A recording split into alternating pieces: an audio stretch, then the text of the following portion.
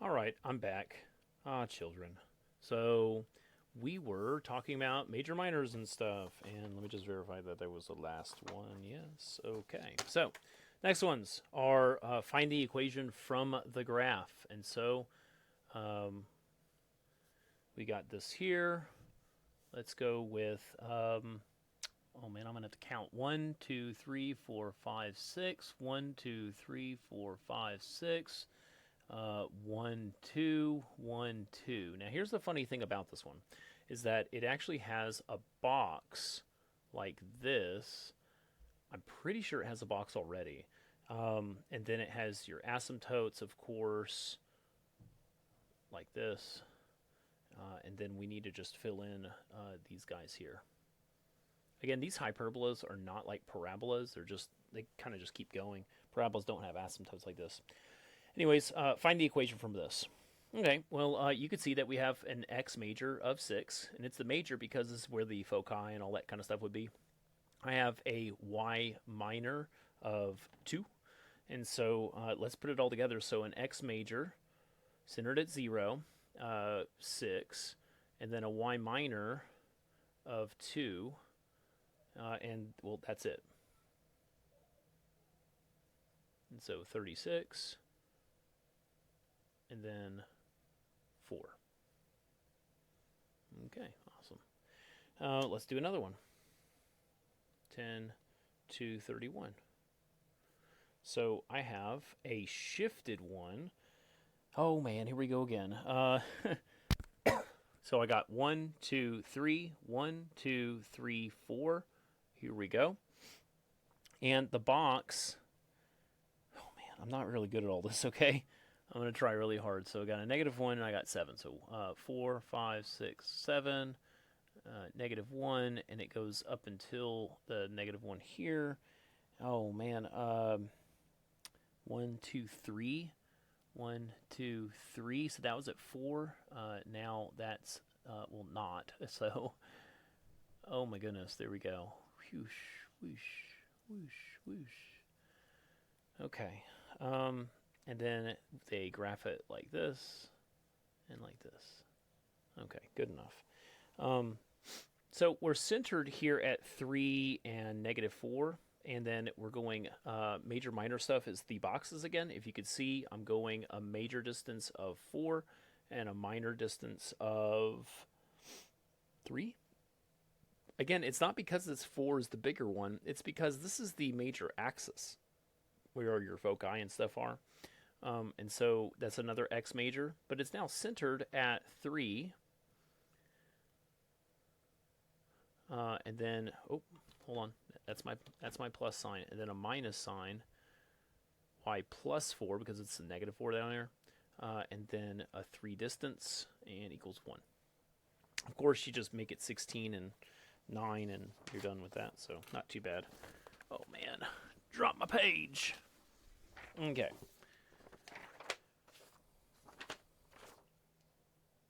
Okay, sorry. When you drop things, you got to pick them up. So, all right. There's still more. Oh, man, it just never ends. It's like every single problem. It just I feel like this doesn't end, man. That's okay. I mean, it's not okay, man. It's not okay. It's not okay. Notice that this is a Y major because the Y is a positive.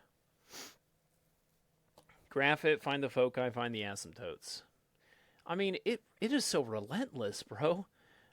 So a Y major of 3 and an X minor, because again, that's a negative, of 5.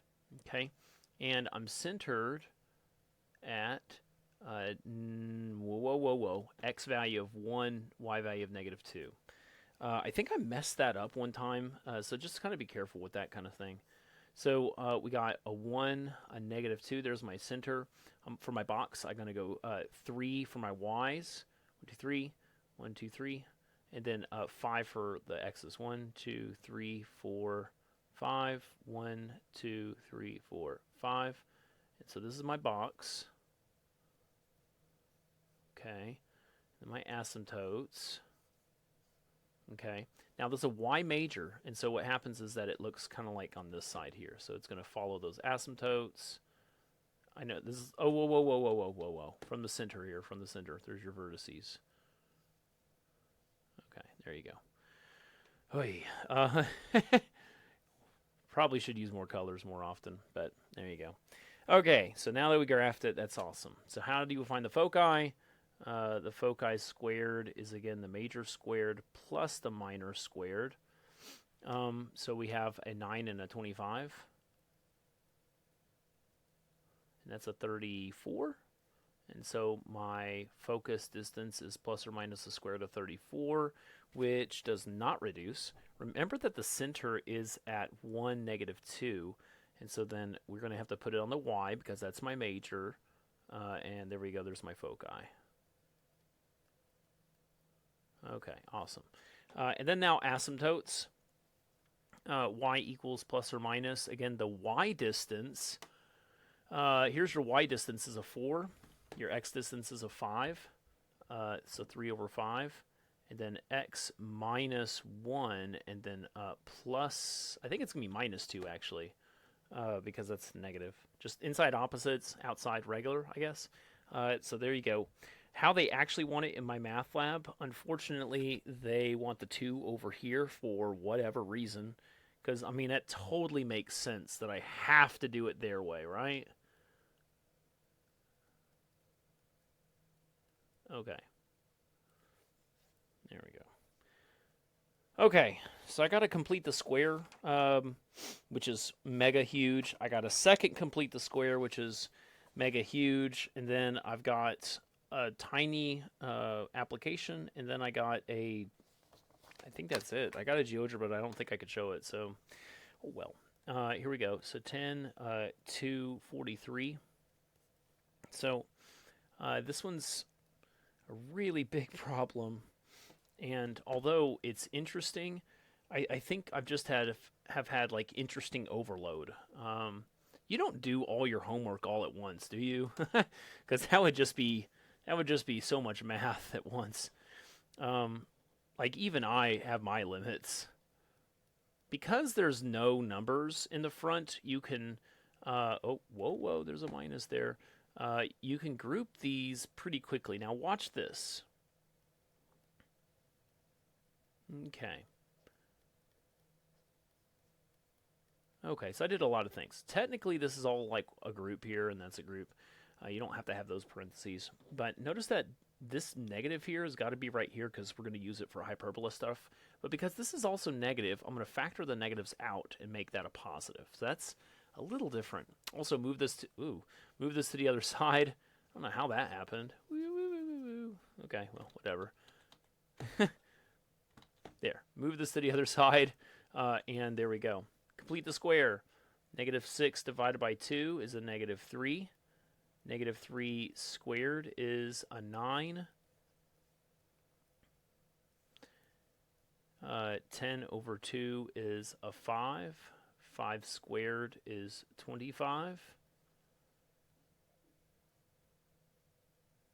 Okay. And again, the reason for the complete the square is because we're going to do this and this. Oh, okay, there. That's good enough. Okay, so then what we actually have is x minus the 3 squared minus the 9. Yeah, that's like the end of that parentheses. And then we have y plus 5 squared minus 25, and then equals 17. Okay, cool. So the 9 is pretty easy because you don't really need these parentheses, so I'm going to add the 9 to the other side. That's pretty simple. But here when you distribute, you actually have a positive 25, and you have to minus the 25 to the other side, which is kind of odd. And watch out, I think that this one's going to be on a fair bit interesting side. Now that I'm looking ahead here. 17 plus 9 minus 25. Is that a positive or negative number? It's actually a positive 1. Huh. Okay, well, if it were a negative, then what you do is you change out all the signs. So this would be a negative, that would be a positive, and technically it'd be a y major, but here it's an x major because that's positive. But it's kind of already done for you. So there's your equation. To find the foci, it's kind of weird because what you have here is a 1 squared and a 1 squared. I'm not dividing by this 1. I'm just simply saying I need something down there, and it's just a 1. And so my focus is going to be a 1 squared plus a 1 squared is a 2. And so my actual focus distance is a plus or minus square root 2. And so then my foci are from the center.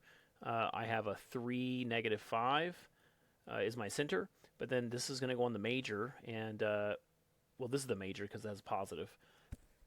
And so it would be 3 plus or minus the square root of 2, negative 5. And there we go for my foci. Okay. For the asymptotes, they want that also, of course. So being wise to them, notice this plus 5 right there. So then you're going to put a plus 5 right here. Plus or minus the y distance and the x distance are both a 1. And then x and then minus the 3. And there we go. You could simplify it down. Obviously, they want you to. All right, one more big one, and then I got like 2 little tiny things, and then we're done. So this is the last big one. And this one's a big, big one. At least you get to pause this video and come back whenever you want. I don't have the ability to pause, apparently. I tried one time, and it like broke the whole entire video, and so I don't do that anymore. I'm just going to cut it in pieces like I did. So notice that there's a 4, and then this is for my x. And so if I take this guy, I'm going to factor out a 4, which leaves an 8? Yeah, an 8. Again, plus something, minus something. And then again, a 9. Negative 9 gets factored out. When I pull out a negative, now that's going to be also a negative. Negative 10. Plus something, minus something. And then move that 197 to the other side. Okay, so negative 8 divided by 2 is a negative 4. Negative 4 squared is a 16. Ooh, negative 10 over 2 is a negative 5. Negative 5 squared is a 25.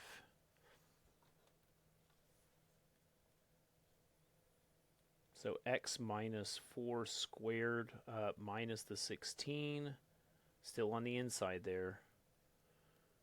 Y minus 5 all squared minus the 25 is equal to 197. Distribute, distribute.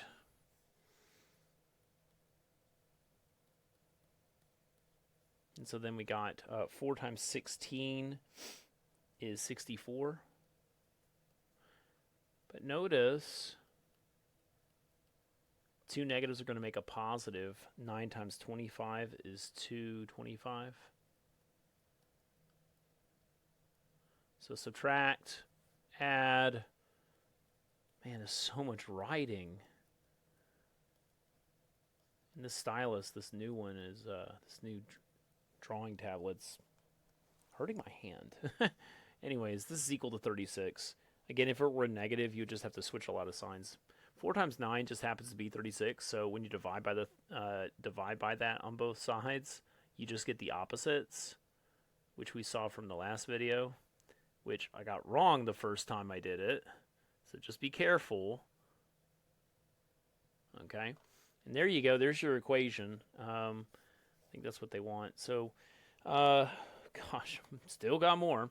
So this is a positive, so that's going to be your x major of 3.